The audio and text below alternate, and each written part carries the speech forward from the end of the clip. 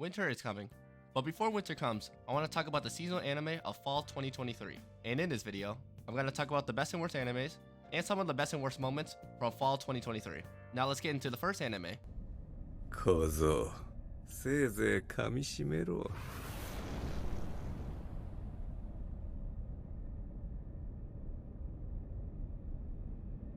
Best?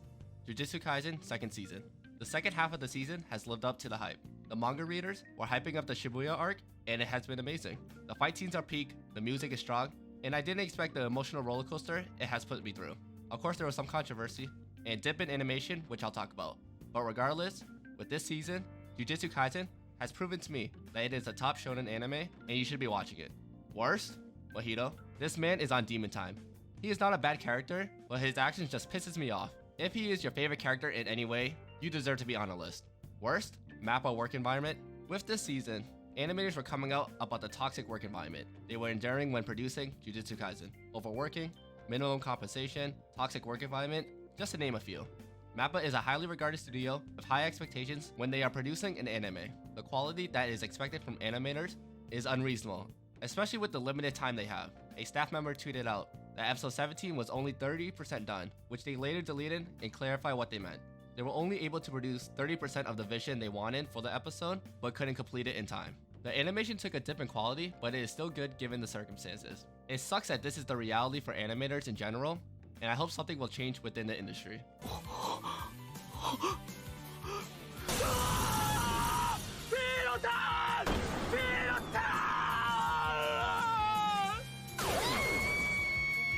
Best? The Rising of the Shield Hero Season 3. First thing, I did not watch Season 2. I watched a YouTube video summarizing Season 2. I've been enjoying Season 3 even though it has basically turned into a regular isekai. The animation improved from Season 2, the plot is better than Season 2, and the world building of the growing Nafumi village is enjoyable. There is room for improvement, such as the characters lack depth, and the plot is a little messy. It feels like a setup season, where they are preparing for something bigger in the next season, but this season has brought me back into the series. Best? Improvement from Season 2. The animation and story is an improvement. It has brought me back into what made me enjoy the series in the first place. The third season isn't perfect, and it is not better than Season 1, but it has been a step forward to get the fans back on the series. Worse? The other heroes. Nafumi has to always be right, and the other heroes are just dumb. They are constantly being used by other people, especially bitch. Sure, maybe the curses they develop from being stupid clouded their judgment, but they have a severe case of main character syndrome that makes them so stupid. Worse? Itsuki. Out of all the heroes, Itsuki has the worst reason for acting out, also spoilers. Seeing him fighting in an underground ring to earn money, to buy slaves and free them, being manipulated by his crew and of course bitch, he sees Nafumi with his slaves and gives him the talk that it's wrong and attacks him, putting the slaves in danger. It is so stupid, because some, if not all of them, have the slave mark, where they have to tell the truth.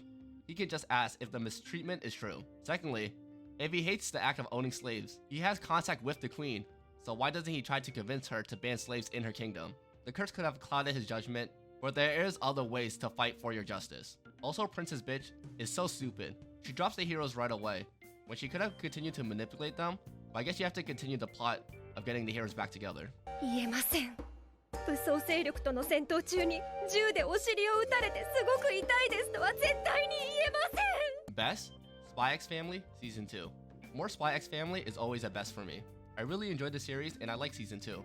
This season is what you expect from the series, but this season, Yor is the main character of the season. It gives her a chance to shine, and we see her work an assassination job. The characters are further being developed, and the constant game of juggling work and family life is hilarious. The plot and animation is great, and this season has exceeded my expectations. It has been a great sequel, and they have a movie that's already out. I'm excited for more, and I hope they continue their success. Best? Yor. She kicks so many asses. She really shines in this season, and she is a badass. Her mix between goofy and seriousness is hilarious.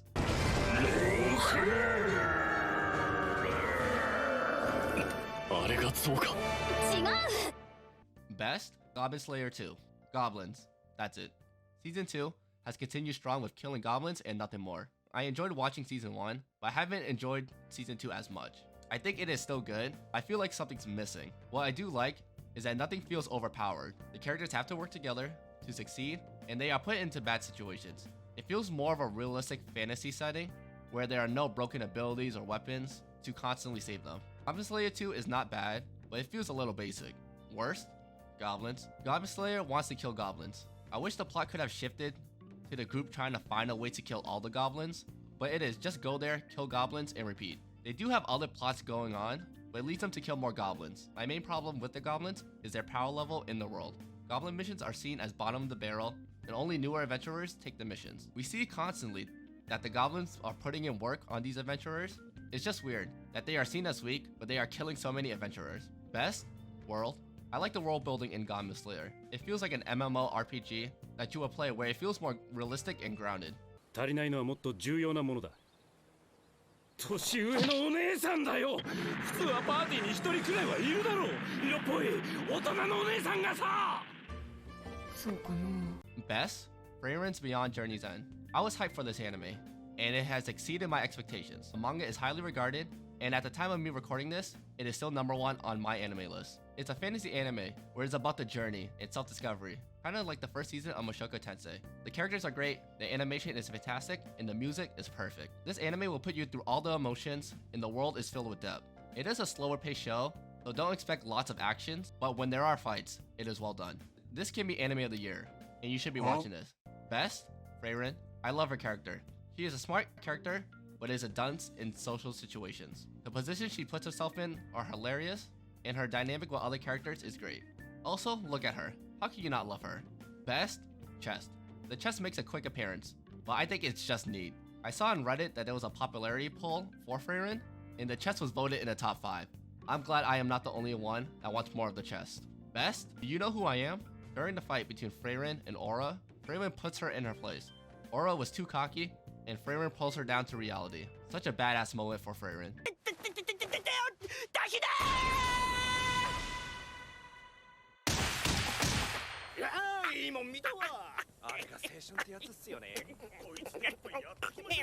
Best? The Eminence in Shadows Season 2. It picks up right after Season 1, and it is still a fun watch. This season has been entertaining, and the characters are still a highlight of the series. The plot can be messy, and the pacing is suspect, but it takes a backseat to the comedy. The series is a breath of fresh air for the isekai genre because it parodies the genre in a hilarious fashion with some cringe sprinkled in. It is entertaining to watch, and it feels like one of those animes you love or hate. I'm definitely on the love side, but I don't love it as much as some other fans. Best? Main character syndrome. When Sid is Shadow, he is your typical isekai main character. He puts up the act and everyone is a side character in his story. The moment he has are over the top and the dialogue is cringe, but funny as hell. Best? Side characters. The side characters are more active this season, especially members of Shadow Garden. I love that they put Lord Shadow on this pedestal and simp for him, but he's just going with the flow. Delta shine in the John Smith arc, and I hope they could show more of the other characters. Worst? Plot. Plot is a bit messy and the pacing is inconsistent. There are moments when the arc finishes, but it feels a little incomplete. They could have taken a few more minutes to wrap it up nicely, but it leaves some things open. It's a small issue, but it doesn't ruin the series. 彼氏燃えてんぞ。大丈夫かよ。すいません。来る途中事故りまして。あとカップルじゃないです。バカは合ってますけど。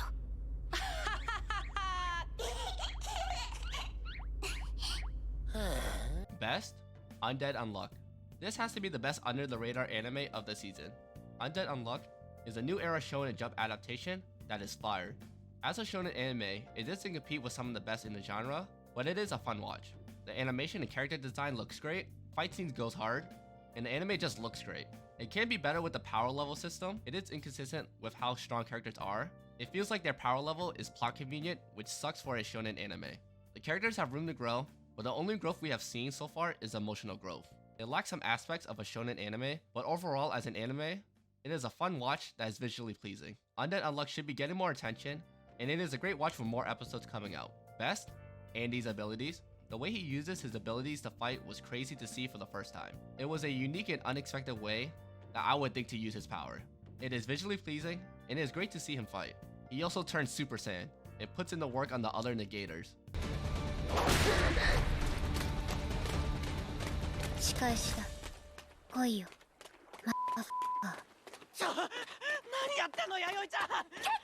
Best? Dark Gathering.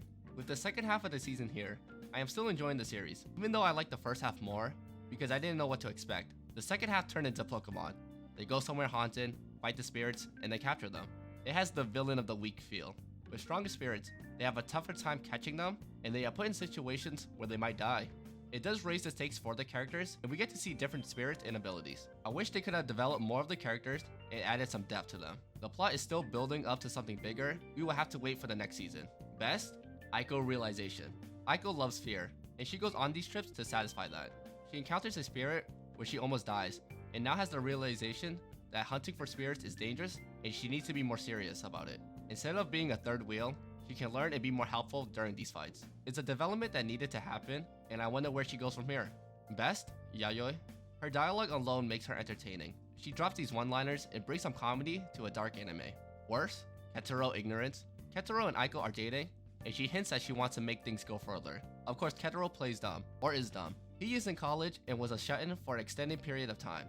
They could have had him show some interest. Of course, I expect no further development in their relationship, like so many other animes. 兵士ヘルク、魔物を倒しにこの町へ来た。兵士？やだ、あんな。 Best? Helck. I really liked the first half of the season, and I wanted more character depth with the rest of the season. And boy did they add that depth.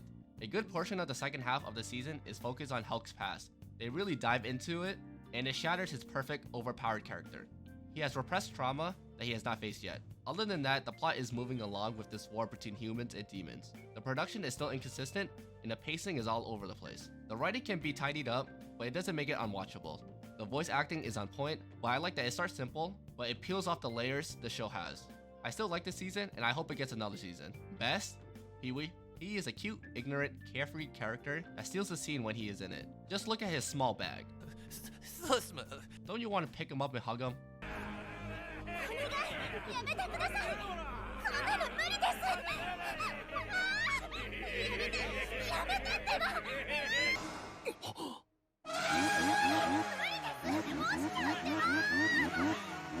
Worse? The Kingdom of Ruin. This anime has such a strong start. I love the revenge story, and it started with a bang. The fight scenes were better than expected, and Naughtiness was popping off. There was some ridiculous magic like that giant ass bullet. I was interested to see where the story went, and it went downhill. The plot is lackluster, and the main characters are kinda annoying. There are some splashes of interest with the plot, but it is all surface level. I only continued the series because I wanted to see where it went. The fight scenes are good, but that's about it.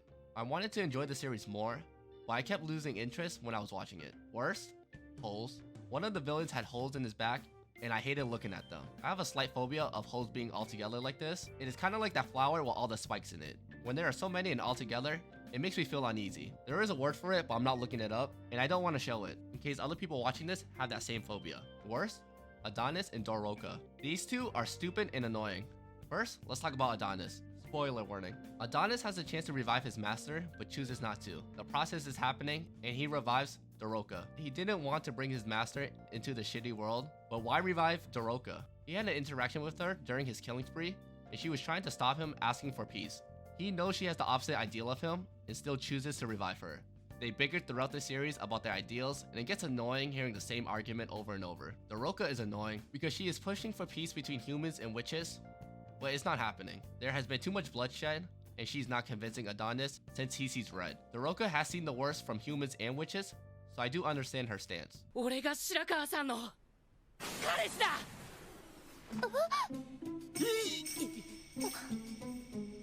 は？何言ってんだ？なわけないよな。あんなこと言っちゃってるよ。本当だよ。Mid, our dating story, the experienced you, and the inexperienced me. This was going to be a hit or miss show. It is your typical romance anime that we have seen many times before. I struggled to get invested in episodes and it felt basic. The anime is visually pleasing, with the character design and the close-up shots look nice. I like what they did with the main characters of Runa and Ryoto, with them learning to be in a relationship. It doesn't stand out much from others of the same genre, but maybe I watch too many romance animes, or I'm not in the target demographic anymore, but I feel like I'm a bit harsher on the romance genre than any other genre, besides maybe isekais. Pretty average romance anime across the board, with some fun moments sprinkled in. Best? Runa and Ryoto. It is more than just polar opposites dating. Runa is experienced in dating, but more on the sexual aspect, which I feel anime fans hate female characters that aren't virgins. She has no experience on the emotional side of dating, where with Ryoto, she slowly learns this side of dating. Ryoto is your typical nice, shy character where dating Runa, he is slowly breaking out of his shell. He broadens his horizons and learns not to judge people based on appearances and rumors. It's nice to see they grow together, but around it is romance cliches that causes conflict. Worst, Maria. She is Runa's twin sister, and Ryoto confessed to her in middle school. She rejects him, and they are in the same class years later in high school. She ends up liking him when he is dating Runa. The classic girls want you when you are taken. She tries to be a homewrecker, and we don't like that around here. 別にまだ気なんて使うほど親しくないただの思い上がりああもううるさいわねとっとと行けっての元気ではあるみたいだな Best, the 100 girlfriends who really love you. This might be one of the best harem animes I have watched. This is peak trash harem rom-com.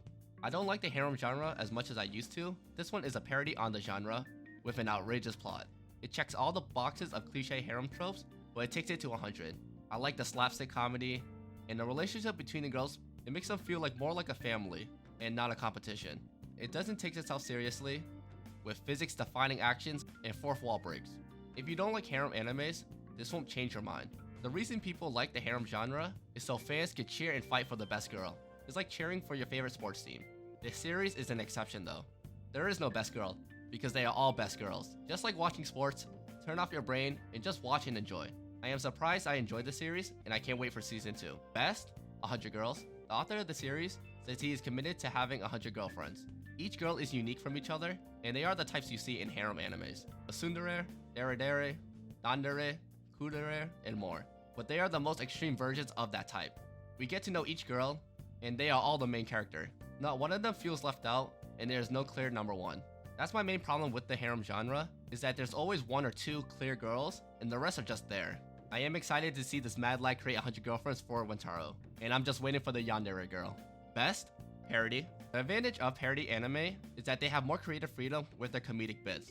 Name drops, references, fourth wall breaks, and more. My favorite is the Tom Cruise name drop in the Mission Impossible scenes. 可愛いいたずらをするだけだまずは肛門爆竹拡張からだケツ穴を緩めろ Best? Ragna Crimson. The first episode really hooked me in, and it got me excited for the rest of the series. I'm enjoying the series, but it couldn't keep up the pace of the first episode. I like the story of trying to change the future, but the way they did it is one that I haven't seen before. Ragna's future self has the power to kill all the dragons, and goes back in time to give his past self the power to kill all the dragons before they kill all of his loved ones. His partner Crimson keeps him grounded and stops him from killing all the dragons right away because he has his own plans. I like their dynamic, where Crimson really carries it, keeping it fun for a darker anime. The animation looks good, the CGI is passable, and I like the comedic bits. I look forward for the rest of the series, and I wonder where the story goes from here. Best? Human shield. The princess has an affinity for silver, and when she sees Ragna, she sees a human sword. I was at a loss for words and found it hilarious. She is head over heels for him, and it just looks ridiculous. Best? Guns. I was not expecting guns in a military jeep. Guns are OP in anime, and they can solve all their problems. Best? Artmatia. She is one of the top dragons, and is scary. She acts so nice and feels like a mother that will take care of you, but then she slaughters everyone in the room. Now that she has been broken, I wonder how far off the rail she will go.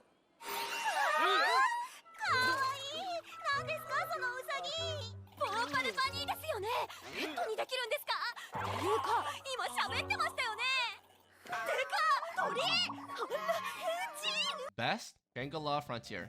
I can't believe I almost skipped this anime. I look forward to watch it every week. The animation is great, the designs of characters are nice, and the fight scenes are well done. The characters and their dialogues are entertaining.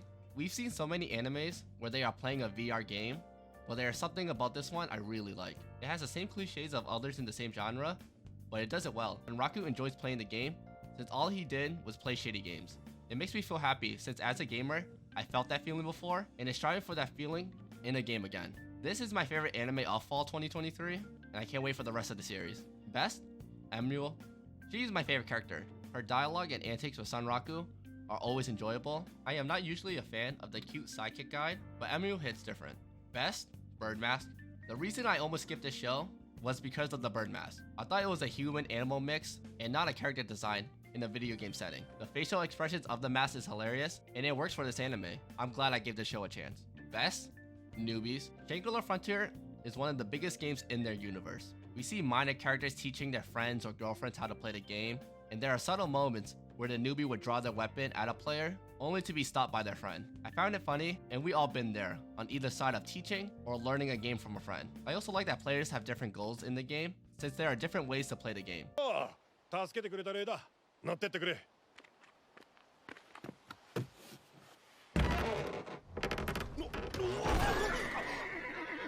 Mid, Berserk of Gluttony.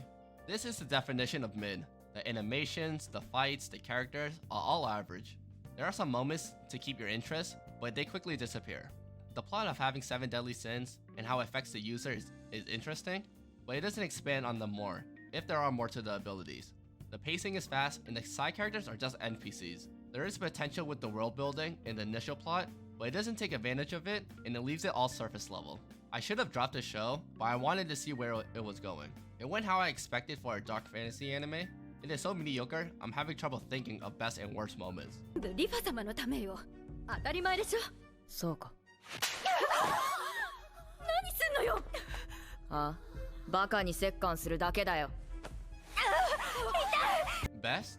The Apothecary Diaries. I had no expectations for this anime because it was not on my radar until I watched other anime YouTubers talk about it. My only expectation was that it would visually look good. From watching the first few episodes, I could tell that I would like the series. The production is off the charts, the music fits perfectly, the voice actors are excellent, and Mao Mao is a great character.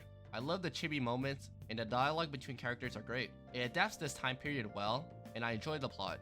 Mao Mao is basically thug Dr. Sherlock Holmes that wants no attention, but ends up getting all the attention. This anime is great all around, and I'm excited for the second half of the season. Best? Production.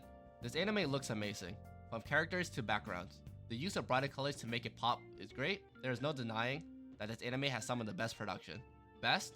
Mao Mao. She is a strong character and carries a lot of the comedy. She is smart and nice, but can turn dark when the situation comes. This anime does suffer from everyone is an idiot but me. Mao Mao isn't perfect, but compared to many side characters, she is. The anime has opportunities to grow her character by having her make mistakes or be wrong in situations so she can learn from them. They have potential to make Mao Mao an even better character.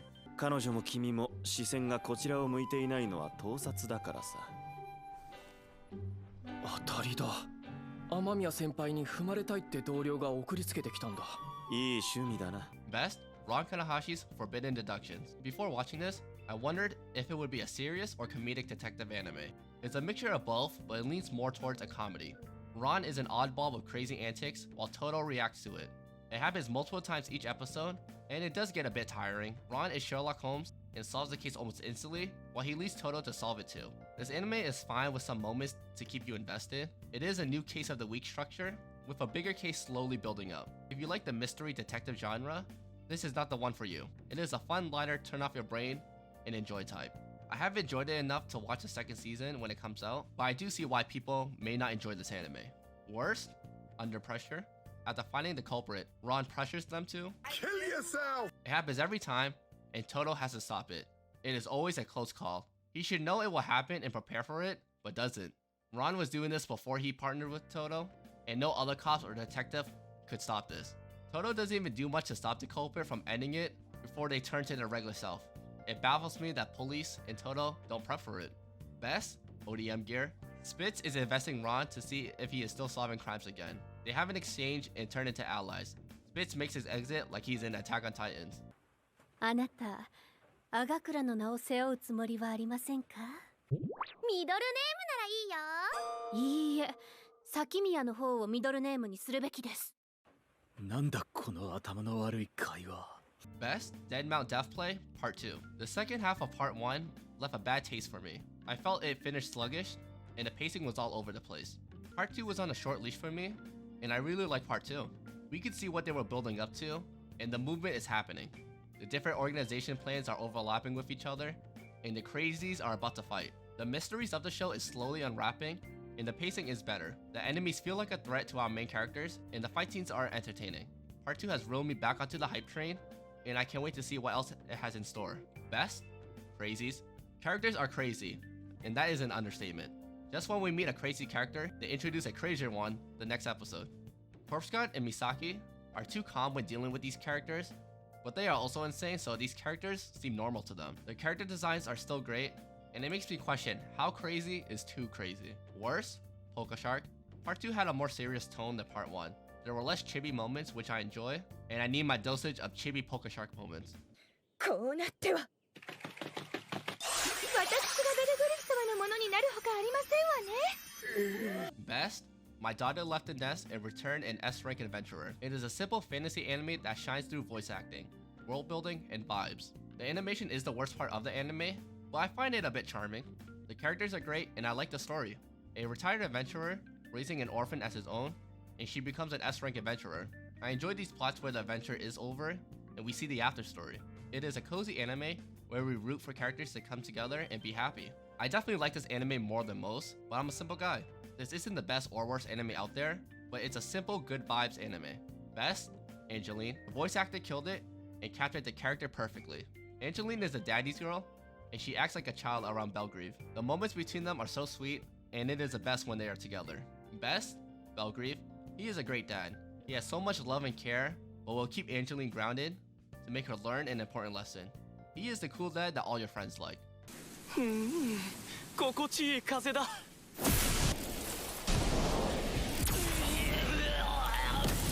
Mid, A Return is Magic should be special. I am surprised I like this more than I expected. It has some entertaining moments and interesting plot points to keep my attention. I am a sucker for class discrimination and proving these nobles wrong, because in battles and war, class doesn't matter. When fighting, it's a matter of life and death for them. The animation is decent, and the fight scenes have some bright spots. This is an average anime that could be better. I've read that they glossed over some key details from the manhwa. The anime feels rushed, but it also feels like it's going nowhere.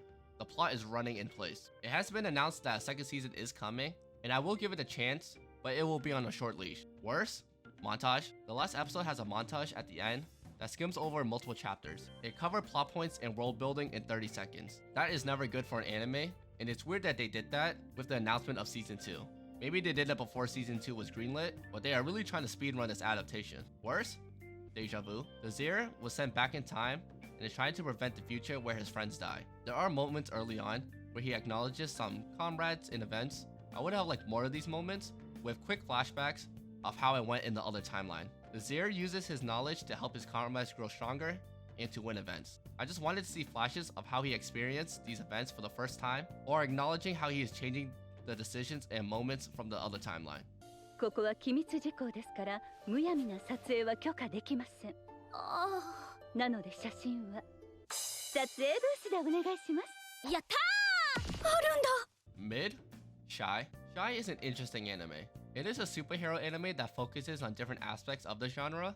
Shy is focused on the struggles of heroes and the impact on the lives around them. They are working on building character depth and the relations the heroes have with each other. Teru is a teenager that has to juggle her personal and superhero life. She struggles to do both and has the most potential growth. The fight scenes are lackluster for the genre. I like that they're more focused on characterization than action, but the action scenes need more love. The main antagonists are whatever to me, and I'm more interested on how it affects Teru. The show has some interesting ideas and plot points, but the execution could be better. Hopefully, it gets better for the second season. この葉美少女絵なら結構自信があります。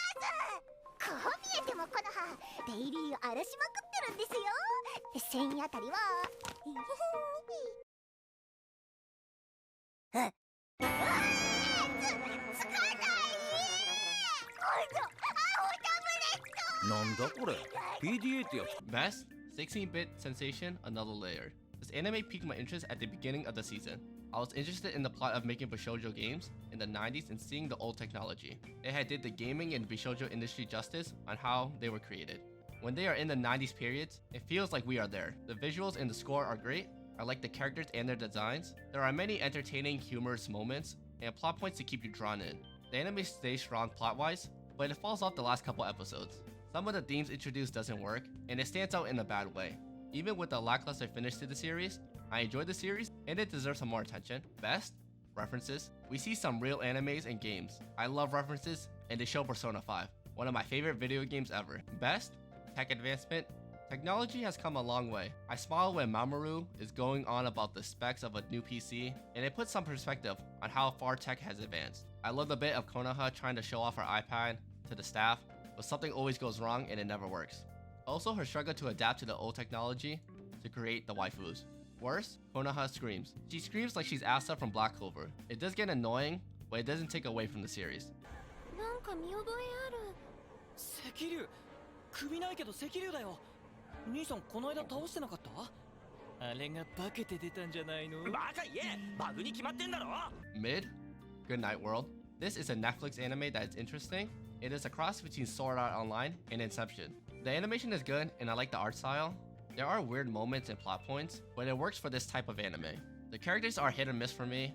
I enjoy the moments in-game, but when the plot started going to the real world, I lost some interest. It is not your typical overpowered main character in a video game. It is a messed up family finding their peace with an online family. There could have been more character development, and it feels like there was some wasted potential. The anime is enjoyable at parts, but it ends up a mixed bag for me. Yes, but we're very, very famous, and that's basically the same thing.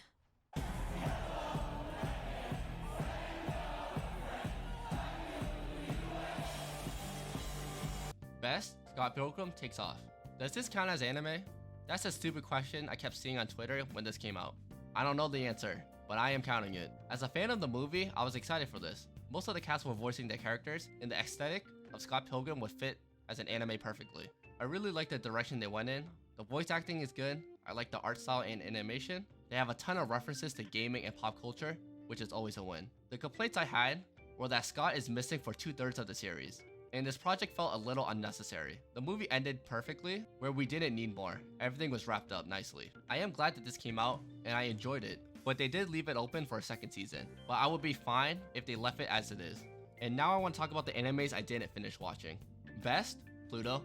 I haven't found the time to watch this yet. It is a worst for me, because there were some noise of this anime being potential anime of the year. For the people who watched Pluto, it seems like they really enjoyed it, and I'm sure when I watch it, I will enjoy it too. Next is Girlfriend Season 2. I tried to watch the first season during the fall to catch up to this season, and I stopped. I knew what to expect from this anime, and it is good, but not for me.